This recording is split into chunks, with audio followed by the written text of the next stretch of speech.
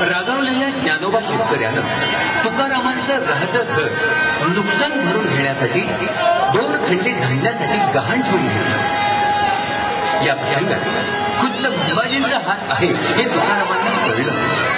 त्यांनी आपलं राहतं घर 2 खंडी धान्यासाठी गहाण ठेवलं।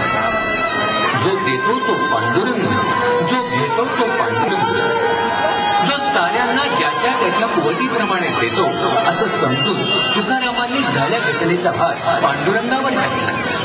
माझे डोळा जडो तुझी ज्योती, सदा माझे डोळा जडो तुझी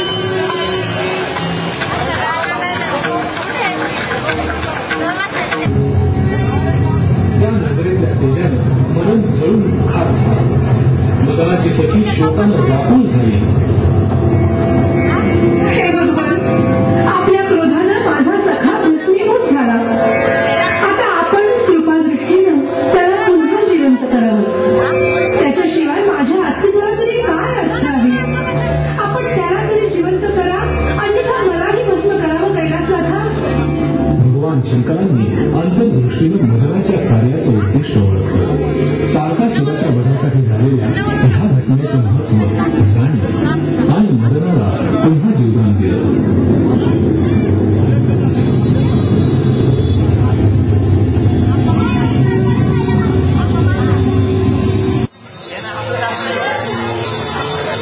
गणेशोत्सव 2008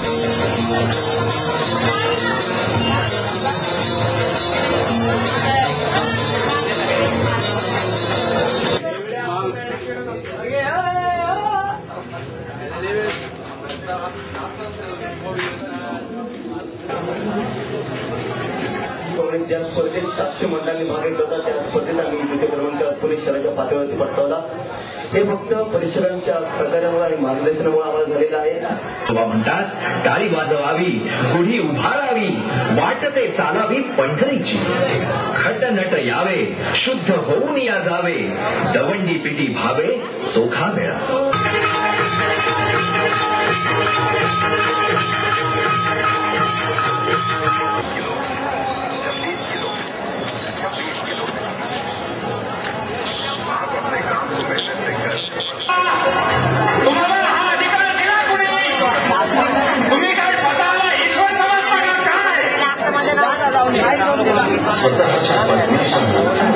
कोण देत नाही मी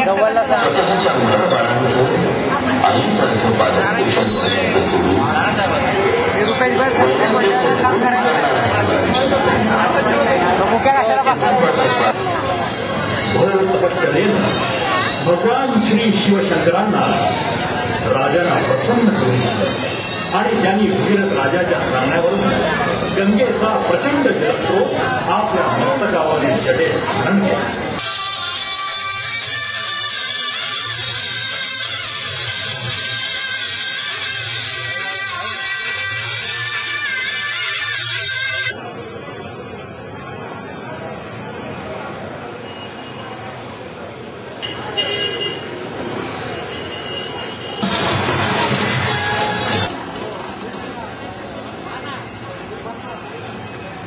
ई सकाळसाठी सुभाष इनामदार, पुणे।